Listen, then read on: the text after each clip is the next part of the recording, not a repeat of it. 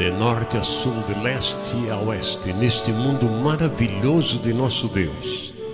Está no ar a Palavra de Deus, últimas notícias, experiência cristã, tudo para a sua ajuda espiritual. E agora com vocês, Pastor Moabel. Alô, meus queridos irmãos, Pastor Moabel. E hoje desejo fazer um vídeo sobre o assunto Jesus em seu ministério terreno. Ele aprendeu ou não? Vamos ler Hebreus capítulo 5 a partir do versículo 5, que diz: Assim também Cristo não se glorificou a si mesmo, para se fazer sumo sacerdote, mas glorificou aquele que lhe disse: Tu és meu filho, hoje te gerei. Como também diz noutro lugar: Tu és sacerdote eternamente, segundo a ordem de Melquisedeque, o qual nos dias da sua carne, oferecendo com grande clamor e lágrimas, orações e súplicas aos que o podia livrar da morte, foi ouvido quanto ao que temia. Ainda que era filho, aprendeu a obediência por aquilo que padeceu. Me alegro muito em poder falar a palavra do Senhor. O escritor aos Hebreus, ele escrevia a quem? Aos judeus. E ele estava falando sobre o ministério de Jesus na terra. A palavra do Senhor diz que nada do que foi feito se fez sem a ajuda de Jesus. Porque Jesus participou da criação do mundo. Nada do que foi feito se fez sem a mão de Jesus. Nem os mares, nem as estrelas, nem o sol, nem a lua. Nada foi feito, inclusive o homem, anjos, arcanjos, querubins e serafins. Quando o homem pecou, ele entregou a direção a este mundo ao diabo. Porque Deus não criou os germes, como nós temos hoje, vírus, HIV, tuberculose. Deus não criou isso. Existem pregadores que dizem que Deus criou isso. Loucura, né? Porque Deus quer o bem-estar do homem. Eu não criaria. Imagine eu sendo mau, não criaria como Deus criaria. Adão, não há registro que ele tenha se acertado com Deus, que tenha se aproximado de Deus, pedido perdão de seus pecados. Não há registro. Então, vieram os profetas e eles pregaram arrependimento. E os homens, os reis, não quiseram se arrepender. Porque na mesma época que vieram os profetas de Deus, como Isaías, Jeremias e outros mais, havia também os falsos profetas, filhos do diabo no meio do povo, para mover a mensagem, para destruir o que havia de mais belo. E finalmente depois de Deus enviar os profetas, enviar juízes, enviar Moisés, ele teve que enviar Jesus para salvar o homem. Jesus tinha que morrer pelos homens. É bom lembrar que Deus não morre. Jesus veio à terra, nasceu em uma manjedoura. Estudiosos dizem que na semana que Jesus nasceu, Maria e José caminharam 50 quilômetros. Pobreza. Estou falando da simplicidade do Evangelho. Jesus nasceu numa manjedoura. Em toda a minha vida, nunca encontrei uma pessoa sequer que tenha sido nascida em uma manjedoura. Não. Uma estrebaria. Não. Nunca ouvi. Mas Jesus, que fez o sol, a lua, as estrelas, nasceu numa estrebaria. E cresceu como qualquer um menino. E a palavra do Senhor diz que Jesus Cristo, ele chorou. Jesus Cristo orou também. Orou ao Deus do céu. Jesus Cristo esteve em extremo cansaço também. Houve momentos que ele teve que dormir, teve que descansar, teve que enfrentar o mar bravio. E sempre caminhando, quando naquela época já existiam carruagens. O povo de Israel esperava um libertador que viesse montado num cavalo branco para derrotar os italianos. Sim, porque Roma está na Itália. Mas Jesus Cristo nasceu numa manjedoura. Não importa o lugar. Importa é o que a pessoa fará em toda a sua vida. Hoje a gente vê pompa para todo lado. Carros caríssimos, mas não tem a mensagem. Mansões lindíssimas, enormes, espaçosas, mas não tem a mensagem. É uma vergonha. Ternos caríssimos, mas não tem a mensagem. Propagandas, mas não tem a mensagem. Não tem cura, não tem libertação.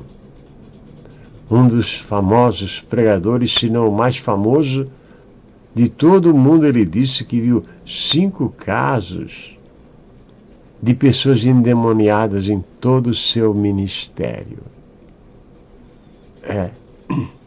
Quer dizer, não tem noção do que está acontecendo. Jesus, quando esteve nesta terra, a palavra do Senhor diz que ele aprendeu. Hoje, o que é que a gente vê? Ninguém quer aprender. É uma pressa para pular no púlpito. Como se o púlpito fosse um trampolim. É um desejo de sentar no púlpito. Uma certa vez eu estava na cidade de Pindamonhangaba, na igreja Assembleia de Deus, que ajudei a construir com estas mãos, porque na minha juventude eu fui pedreiro. E estava chegando Orlando Boyer. Orlando Boyer, ele trabalhou mais de 50 anos no Brasil e foi um homem que viveu em extrema simplicidade para aplicar todo o dinheiro na obra de Deus. traduziu 125 livros do inglês para o português. Foi meu amigo pessoal. Cheguei a trabalhar na casa dele. Quando ele estava enfermo e veio para a América, eu ajudei na reforma da casa dele no bairro de Vila Cosmos, na rua Bajiru 136, no Rio de Janeiro. Amigo meu, amigo da minha esposa, ainda quando éramos solteiros. E Jesus aprendeu. Claro.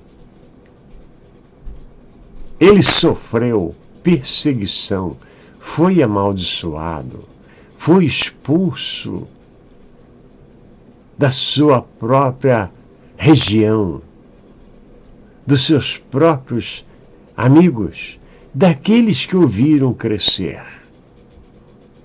Mas Jesus, a palavra diz, que ele aprendeu, porque ele era homem. E o homem tem que aprender.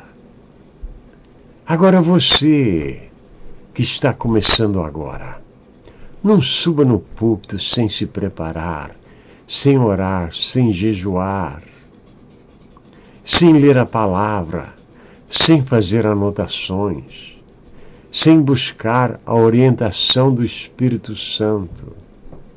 Não faça isto, porque senão você vai acabar como muitos hoje que estão no púlpito repetindo mensagens. Eu tive um pastor por muitos anos, ele só tinha 8 mensagens. Só 8.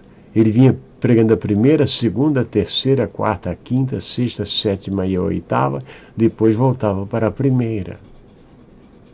É muito ruim você ouvir por anos e anos estas repetições de papagaio. Jesus, ele aprendeu. Nós temos que aprender também. Não tivesse Jesus Cristo a humildade para aprender, não teria conseguido um ministério tão importante como ele teve. Jesus Cristo nunca frequentou uma escola, mas muitos livros foram escritos a respeito de sua vida, a respeito do seu ministério, a respeito do seu ensino.